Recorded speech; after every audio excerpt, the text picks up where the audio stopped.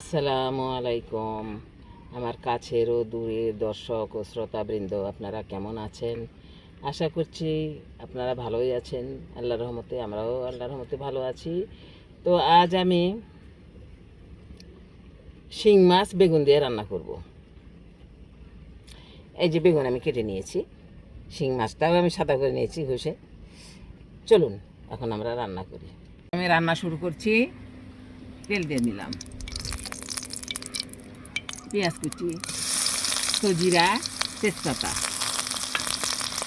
এই যে পেঁয়াজটাকে আমি ভেজে নিব বাদামি করে। পেঁয়াজ ভাজা আমার হয়ে গেছে, এখন আমি সামান্য পানি দিয়ে নিচ্ছি জিরা বাটা, আদা বাটা, রসুন বাটা, মরিচ, বাটা মরিচ, শুকনা বাটা মরিচ, ধনিয়া গুঁড়া, স্বাদ মতো লবণ, হলুদ গুঁড়া, যাবতীয় মশলা আমার দেওয়া হয়ে গেল। এখন আমি মশলাটাকে কষিয়ে নেব। তরকারি চালানের মশলা আমার হয়ে গেছে, এখন আমি মাছ দিয়ে নিচ্ছি। মাছটাকে মশলার মধ্যে আমি কষিয়ে নেব।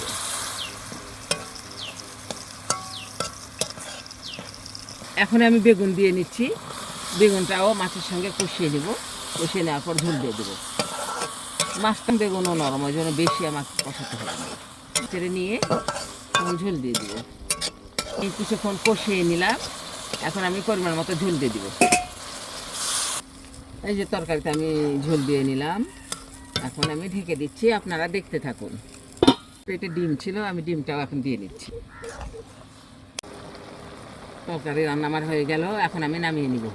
এই যে বেগুন দিয়ে শিং মাছের তরকারিটা আমার হয়ে গেছে।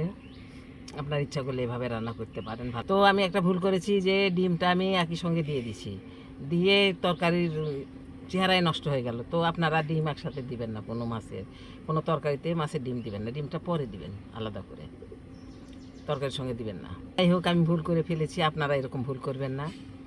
আমাকে এটাই খেতে হবে। যাই হোক, আপনারা সবাই ভালো থাকবেন, সুস্থ থাকবেন। আল্লাহ হাফেজ।